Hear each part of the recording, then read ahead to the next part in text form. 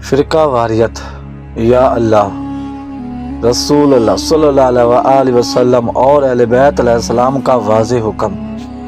السلام علیکم ورحمۃ اللہ وبرکاتہ۔ ہم بات کریں گے ایک ایسے موضوع پر جس نے امت مسلمہ کو ٹکڑوں میں بانٹ دیا ہے، اور وہ ہے فرقہ واریت۔ آئیں دیکھتے ہیں کہ اللہ تعالیٰ رسول اکرم صلی اللہ علیہ وسلم اور اہل بیت علیہ السلام نے اس بارے میں کیا فرمایا۔ پہلا حصہ، اللہ تعالیٰ کا حکم۔ اللہ تعالیٰ نے قرآن مجید میں سختی سے فرمایا ہے، تم سب مل کر اللہ کی رسی کو مضبوطی سے پکڑ لو اور تفریقہ مت ڈالو۔ اور ایک اور جگہ فرمایا، جن لوگوں نے اپنے دین کو ٹکڑوں میں بانٹ دیا اور گروہ گروہ بن گئے، اے نبی صلی اللہ علیہ وسلم تمہارا ان سے کوئی تعلق نہیں۔ یہ کتنا سخت جملہ ہے۔ اللہ خود فرما رہا ہے کہ جو لوگ دین کو ٹکڑوں میں بانٹ دیتے ہیں، محمد صلی اللہ علیہ وسلم کا ان سے کوئی تعلق نہیں۔ دوسرا حصہ، رسول اکرم صلی اللہ علیہ وسلم کا فرمان۔ رسول خدا صلی اللہ علیہ وسلم نے فرمایا، میری امت 73 فرقوں میں بٹے گی، ان میں سے صرف ایک جنتی ہوگا۔ صحابہ نے پوچھا، یا رسول اللہ وہ کون سا فرقہ ہے؟ آپ صلی اللہ علیہ وسلم نے فرمایا، وہ جو میرے اور میرے اہل بیت کے راستے پر قائم رہے گا۔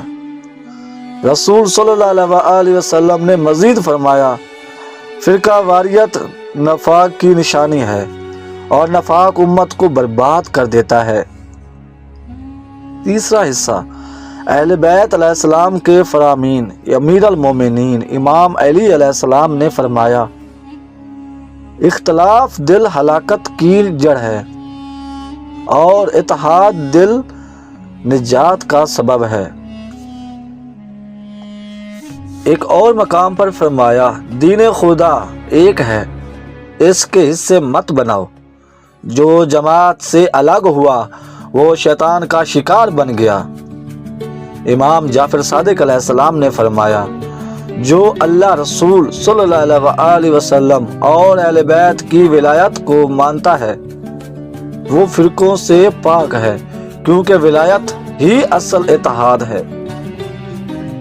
آخری حصہ، پیغام اتحاد۔ میرے پیارے بھائیوں اور بہنوں، فرقہ واریت نے امت کو کمزور کر دیا ہے۔ مسلمان سے نفرت کرنے لگے ہیں، جبکہ قرآن کہتا ہے مومن آپس میں بھائی بھائی ہیں۔